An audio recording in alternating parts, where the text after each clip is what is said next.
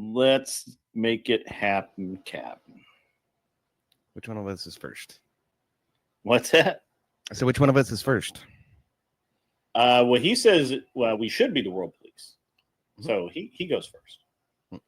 You say that we should not be the world police. We are non-interventionists. He is a globalist. So yes, I'm sure he's not actually a globalist. He's going to make some globalist arguments. All right, it'll be fun. Okay. Ready, Abe? Yep. Go with it. All right. I would say that the United States already forks out huge amounts of money to most nations across the planet. With that being said, we have every interest to protect those dollars. And in fact, I would say that we have the need to protect those dollars so much that we should actually rule over all of those other countries as well as put that money into them.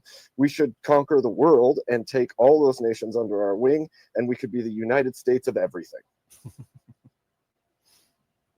United States of the world, huh?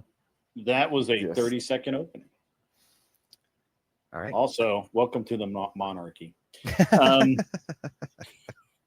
The new crown is a top hat. That's right. All right, let's. He is embodying Abe right now. All right, go ahead, EOD. All right. Well, I think one of the worst mistakes that the United States has ever made is try to assert itself as the world police all across the world and to send all of our tax dollars overseas in the first place. I think you're right. If we're going to send that money out there, we should probably rule those places. So in my opinion, we shouldn't be sending the money out there in the first place. We got to bring that money back home, send it towards people in need within our own country, worry about our own citizens first. America first ought to be our reigning principle over the course of our entire history. And yet, over time, globalists have all come in and said, no, we need this foreign war, we need that foreign war, we need all of this intervention and all of this American blood spilled, all of this American money spent in order to project our influence across the world. It's been disastrous for us as a country, because now we've outsourced most of our manufacturing, we've outsourced so much of our pharmaceutical industry, we've outsourced so many things that have taken jobs away from hardworking Americans and away from people in need, tax dollars away from people in need. Bring all of that back home. Fuck everybody. We just need to let the world sort its own problems out and do our own thing. Yeah, I knew where you were going. Oh man, that was you've been around Rob. You got that motor mouth down, like that high speed delivery. You've got that down. You've got that down pat. All right, gentlemen, I want a nice clean fight. Shotgun blast. No hitting below the belt. I don't want to see rabbit punches. You guys just keep it nice and clean. Little bloody's okay, but let's keep it clean. All right, come out swinging. All right. Well, can I ask you a question? No. Can I ask you a question? What? Should blood and money be spent in vain? No, it shouldn't. I don't think we should be spending the blood or the money. Tax dollars and blood in these nations. Why should we not have any control or say over the nations that we have spent blood and money on, with no return and no return on the investment that we've given in life and in money? Well, in the very least, I think that we can try to recoup our losses through some sort of economic fucking stratagem and agreement with these people that doesn't involve us influencing their politics or putting our soldiers at risk. The worst thing that we've ever done was spent 25 years in Iraq and Afghanistan. And in Afghanistan, we ended up turning the damn country back over to the very terrorists that we were trying to seize it from. Exactly. We should own them. It was a gross money and the blood. failure. We should own them. It was a gross failure. We already failure. spent money. You can't put money on a car or a house and not own it. Why would we put the money, blood and money and equity into these places and then turn around and walk away with nothing? Well, as you point out, and acting as the world police, this utter failure has left us with nothing, and yet the Taliban has what, $2 billion worth of our fucking equipment. We walked away. We already spent that money on those nations. Why don't we have the house we bought? At some point, you got to cut your losses and walk away. It's been a terrible mistake. It was a terrible loss of life, a terrible loss of blood, and it's done nothing for America or American citizens. That's why we're in the boat we're in, because if we did take Afghanistan, what good would it serve America? Afghanistan has nothing. It's a bunch of goat farmers and mountains and nothing and desert. You already made There's the nothing there. We've outsourced our pharmaceuticals and everything else. We would have at least access to the pharma that is produced from those nations. The same is true for Iraq. We would have the oil that we have spent blood and money. We to, have the ability to grow our own poppy fields. We just don't because it's illegal. It's a No, controlled it's illegal substance. here. It needs to not be illegal. We need Yeah. to do that shit here. We have the ability to mine our own oil. We just Oh, don't because okay, there are so you're environmental protections you're preventing saying us from because it's- doing that. We need right, to do that right. here. Why That's do the we whole send people problem to- with the way we've why set do up we our send economy. We're people out far of too the dependent US? on other countries. Why do we send our I don't even know if I can say that, our anti-American destruction people to prisons outside of the United States, EOD? Why do we do that? Outside of the, Because it's illegal to hold them in the US in the way that we do outside of the US. Why wouldn't we do the exact same thing with the things that we can't produce inside the US outside of the US? Okay, well, Why wouldn't we do I the think exact same the thing rules that that are we do in restricting multiple ways? the rules that are restricting us from doing these things stateside can be remanded. They can be rescinded. Okay, but what we cannot do is actually predict or control It what sounds like happens you're in full of countries good. like We Afghanistan. could. We need to make these changes. That's my argument. Spent money gone. Spent money gone. We could change it, but we don't. We could have it, but we don't. We could, but we don't. Yeah, that's a We'd be better problem. We're trying to do act as what the we world should police. do. The whole reason we're facing all of these problems that we Because have we right now walked is away. because we tried to act as the world police and we failed to do so. We Because need to we not walked do that away. anymore. Us Because being we walked involved away. as the world police was the mistake in the first place. Being What we should do is produce non-intervention domestically lost us all all of of that. these things.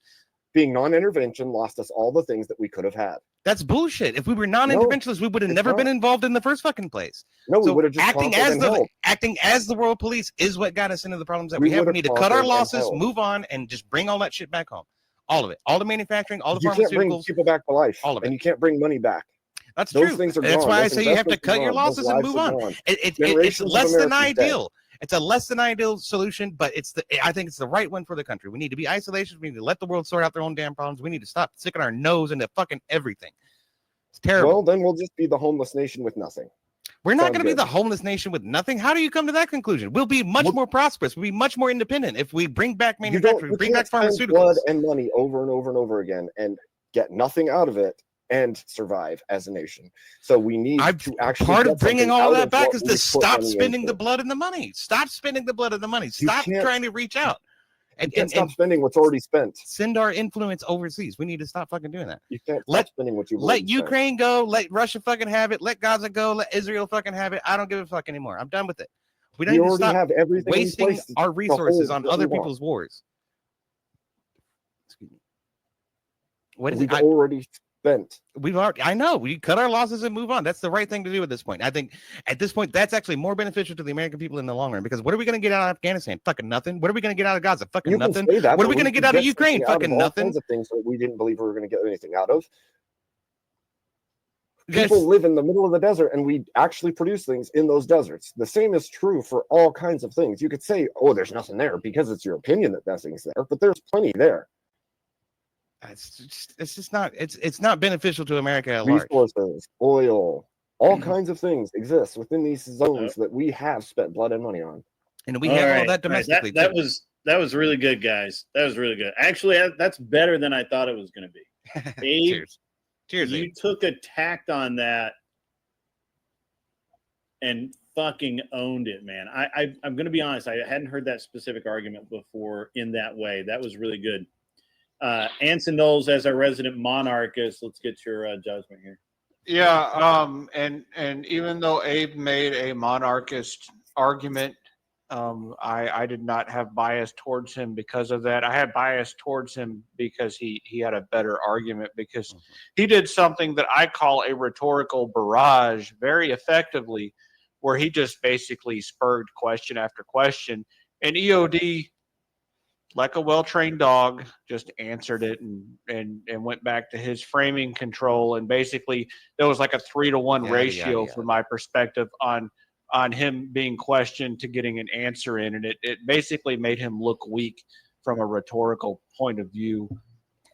So I gave, actually, this was a super high scoring for a small debate, 24 points for Abe and 16 for EOD. So Abe, you won that one. All right. Tiki Tack. Yeah, I don't think I have too many comments on this, other than I like Abe's strategy when it comes to kind of like weighing the resources that we've given compared to the resources or the solutions EOD suggests. So EOD suggests that it's like, oh, okay, cut our losses and change a bunch of laws in the United States in order to get us to these certain points to, like, remanufacture poppy fields, start drilling oil, all that kind of stuff. Where Abe is just like, no, fuck it, let's just go to the countries, take it back, and just like start producing resources right away. It's not legal either. We can't just take over other countries. But all right, it's legal if we win. So I think Abe made the more convincing argument because he framed it much simpler and going out to take back the countries and actually get the resources out of it. So that's why I'm siding with Abe. All right. And finally, and not Anson. Who's my third judge? Cleaner. I'm sorry. I'm having trouble with my judges tonight. Too many judges. Swap them around. I think that EOD came up with a lot of points, and Abe kept it at his main focus point and just kept strengthening that every time that he was using it to refute what EOD was saying. And I think that he built on it so much so that I would give it a castle structure as far as its foundation and building. That was a really good way to show how to continually strengthen a single point in an argument to the point of almost absurdity because you have it so strong. And so this one, I've got to say, I give this one to Abe. It was really just because of the amount of strength that he was showing on that one point and using that one point to refute everything that EOD was coming up with. but he didn't refute. That's all right. It's whatever. Well, almost every point. Yeah, He didn't almost every refute point. any- He just kept saying the same thing. Why don't we take over the countries? But all right, whatever. That's cool. Well, Thanks for having me, man. the, Y'all the have a nice reason night, I that guess.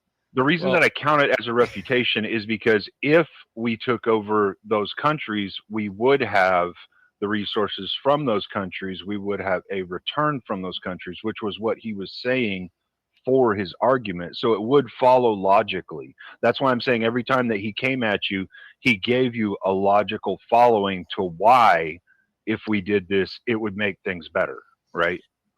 It's really the only argument that works against the non-interventionist.